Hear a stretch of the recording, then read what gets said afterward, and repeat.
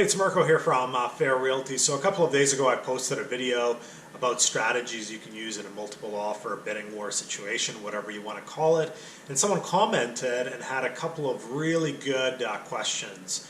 How do I feel about escalation clauses and non-refundable deposits with conditional offers? So very, very good points, and I'll talk about why I didn't talk about those things in my video. First of all, escalation clauses, I'll group them in together with referential offers. So what is this? This is basically an offer where a buyer comes in and says, I'm offering $1 million, but if there's a better offer than mine, I'm willing to offer $5,000 more than that offer. For example, I'll offer $1 million, but if the best offer is $1.2 million, I'll pay $1.2 million and $5,000. The problem with these is I don't think they're actually valid contracts. Consult a lawyer, but the legality of these is very, very questionable, because if they're offering $1 million unconditional and then saying that they'll pay $5,000 more than the next highest offer, how's that offer unconditional? Because you have to go back to them,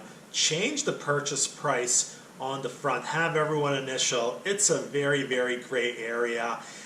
That aside, the legalities aside, if I'm representing a seller, and this is a situation that happened in Fairfield a couple of days ago. The list price is $995,000. A house sold for $1.3 million, so $305,000 over asking.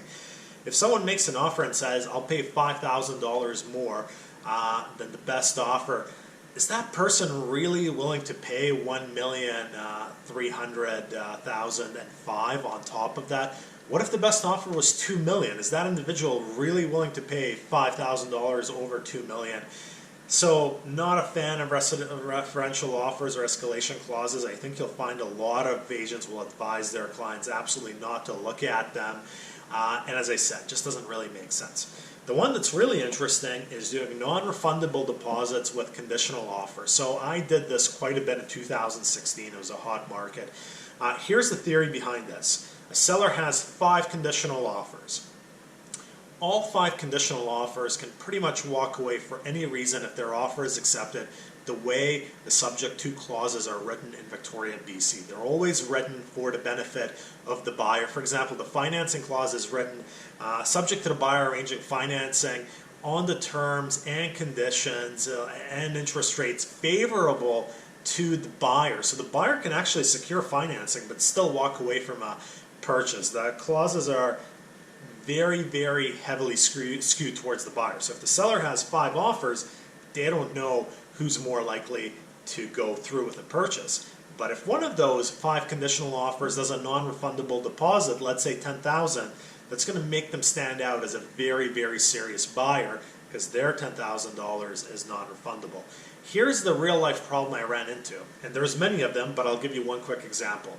I had clients, 2016, multiple offer situation, 3 offers, all conditional. My clients go in conditional. We do a $10,000 non-refundable deposit.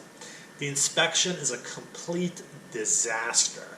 Well, now we got a problem because we're trying to renegotiate the purchase of this home, the price, based on a disaster of an inspection.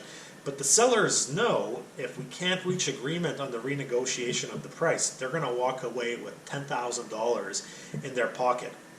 Also, let's say you needed an extension of 1 business day for financing.